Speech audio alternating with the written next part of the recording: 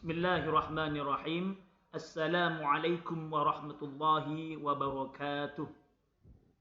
Alhamdulillah wassalatu li Rasulillah amma ba'du. Putra-putri kami kelas 12 Madrasah Aliyah yang kami cinta sayangi, mari kita awali pembelajaran kita pada hari ini dengan memohon kepada Allah Subhanahu wa taala, membaca suratul Fatihah dan selawat yang harapannya mudah-mudahan ilmu yang kita pelajari menjadi ilmu yang barokah manfaat. Ala hadhihi niyah al-Fatihah. A'udzu billahi minasyaitonir rajim. Bismillahirrahmanirrahim. Alhamdulillahi rabbil alamin arrahmanir rahim maliki yaumiddin. Iyyaka na'budu wa iyyaka nasta'in. Ihdinas shiratal mustaqim. Shiratal ladzina an'amta 'alaihim ghairil maghdubi 'alaihim waladdallin. Rabbi ighfirli wa liwalidayya wa lil mu'minina amin. Allahumma shalli ala sayyidina Muhammad wa ala ali sayyidina Muhammad.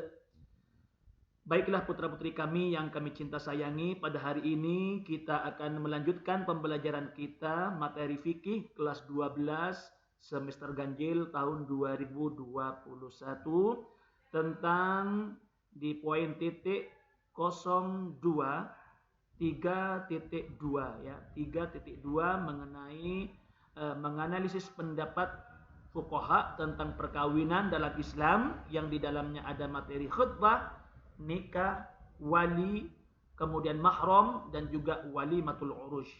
Pada hari ini kita akan melanjutkan materi kita yang membahas tentang walimatul urush.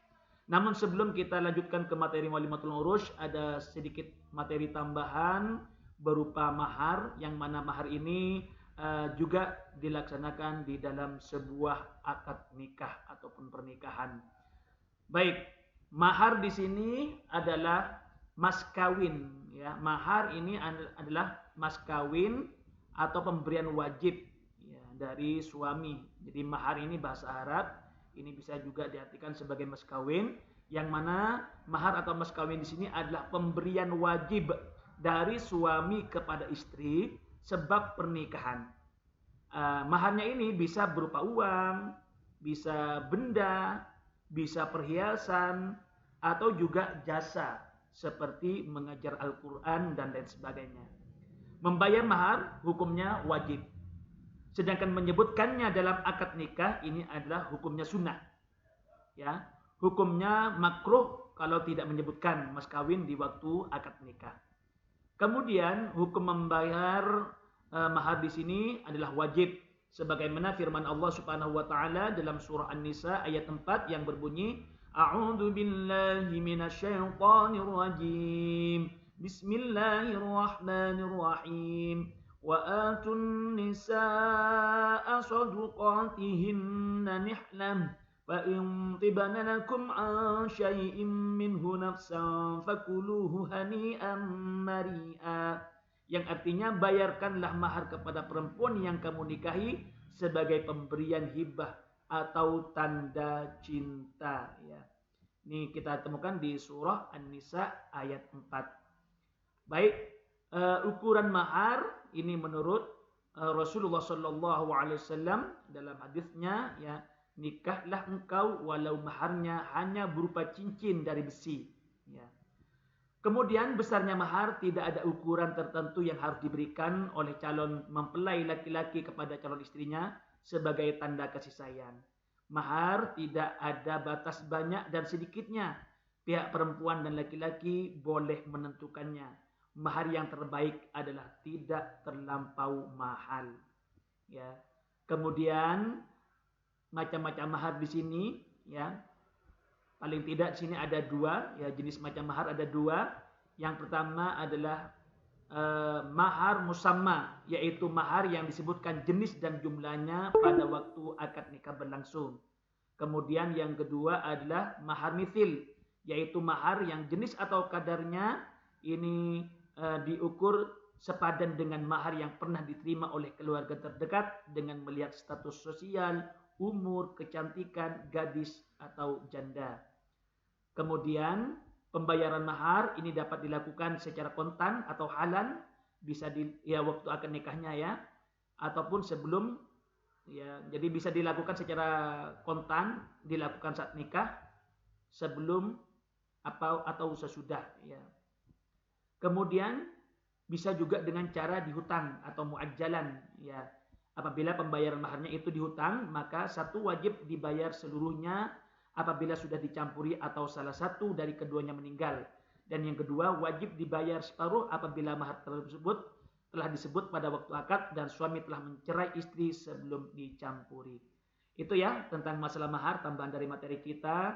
Jadi seorang istri yang baik itu tidak akan memberatkan ya, calon suaminya untuk jumlah maharnya. Sedangkan seorang calon suami yang baik adalah yang berusaha memberikan yang terbaik ya mahar untuk calon istrinya. Baiklah anak-anakku, kita lanjutkan materi kita pada hari ini yaitu tentang masalah walimah. Walimah di sini berasal dari kata walem yang artinya ikatan atau pertemuan. Walimah dalam bahasa Arab disebut walimatul urush atau pesta pernikahan. Ya. Jadi pesta pernikahan di sini adalah pesta yang diselenggarakan setelah akad nikah dengan menghidangkan jamuan kepada para undangan sebagai pernyataan rasa syukur ya, rasa syukur atas nikmat Allah dan karunia Allah Subhanahu wa taala. Pesta pernikahan ini disebut walimah karena memang diadakan sehubungan dengan terjadinya ikatan antara mempelai laki-laki dan perempuan. Bagaimana hukum menyelenggarakan walimatul urush? Jumhur ulama berpendapat bahwa mengadakan walimatul urush hukumnya sunnah muakkad, jadi tidak wajib ya, tidak wajib. Ini sebagaimana yang disabdakan oleh Rasulullah sallallahu alaihi wasallam ya dalam hadisnya, qala Rasulullah li Abdurrahman ibni Auf, aulim walau bisyakin. Rasulullah bersabda kepada Abdurrahman bin Auf, adakanlah pesta walaupun hanya memotong seekor kambing. Hadis muttafaqun alaih atau hadis riwayat Bukhari Muslim. Kemudian hukum menghadiri walimah. Bagaimana hukum kita ketika diundang dalam acara walimah? Nah, hukumnya adalah wajib ya. Sebagaimana sabda Rasul, qala idza du'iya ahadukum ila walimatin falyatiha. Muttafaqun alaih. Rasulullah bersabda, jika salah di antara kamu diundang untuk menghadiri suatu pesta, salah seorang di antara kamu ya diundang untuk menghadiri suatu pesta, hendaklah ia menghadirinya ya. Kemudian hikmah walimah di sini, hikmahnya adalah menyiarkan pernikahan ini merupakan sunnah hukumnya dan berusaha menghindari nikah siri atau rahasia. Jadi tidak ada sembunyi-sembunyian. Artinya dengan walimah ini bisa mengungkapkan, bisa menampakkan kepada saudara, tetangga kalau itu sudah terjadi sebuah akad pernikahan. Jadi di sini hikmahnya adalah sebagai menyiarkan pernikahan ya dan berusaha menghindari dari nikah siri. Kemudian yang kedua adalah mengungkapkan rasa gembira dalam menikmati kebaikan. Yang ketiga agar pernikahan diketahui oleh orang banyak.